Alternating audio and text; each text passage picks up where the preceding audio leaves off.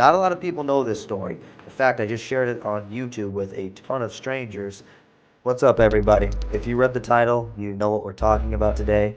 After I got released from doing a 7-year prison sentence, I actually married a corrections officer. Today we have a family. We own and operate a business together. But let's talk about how it started. So we met just over a year before I got released. When I got to a minimum yard, she was the officer who was assigned to give me my property. And that was the first time I ever saw her. And I actually remember thinking to myself, wow, she is very pretty.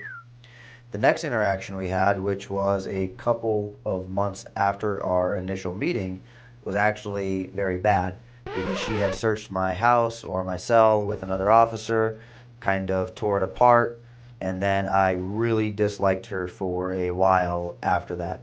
In fact, she had a really bad reputation on the yard and was known to have a bad attitude towards the inmates, and a lot of people just didn't like her. After a while, though, we started to become more friendly. She would say hi to me when she came on shift. She never searched my house again or tore it apart, and we ended up talking pretty regularly. When I got about 6 months from the gate, or 6 months to my release date, she told me that it was her last month and she was going back into the dental field. She didn't want to work in the prisons anymore, and I asked if I could know her first name so that I could look her up when I got out in 6 months. Now, this was a pretty big risk because technically she could have written me up, given me a major ticket, and I would have lost my privileges, my visitation, my commissary.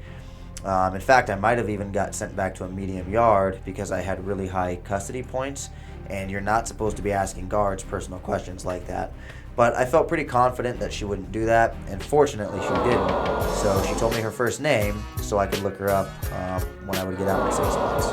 Now, fast forward 6 months, I do get released from prison, and I have an old friend who had actually been released a few years before me.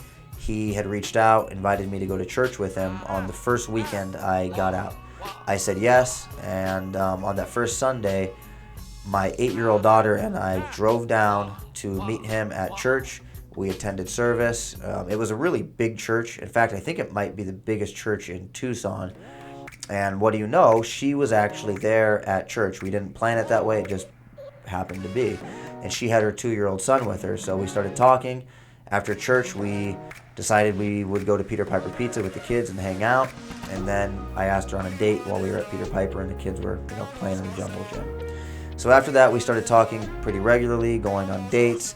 Now, keep in mind, I went to prison at the age of 19, and I got out at the age of 26. So I had missed a lot of my prime years of dating and relationships. So I was not ready to settle down and be committed to anybody. And I was actually dating like 5 different women at the same time.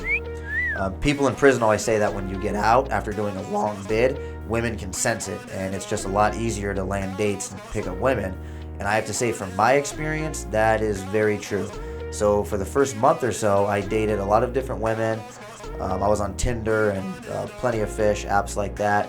I was honest with all of them. I didn't lie or try to be a player. I told them the truth. I just got out of prison and I'm not looking to settle down. But eventually, I realized that dating a bunch of chicks at the same time was not for me, and I decided to just be with one of them. Now, the former corrections officer and I, we had a really good chemistry. She was kind of the yin to my yang.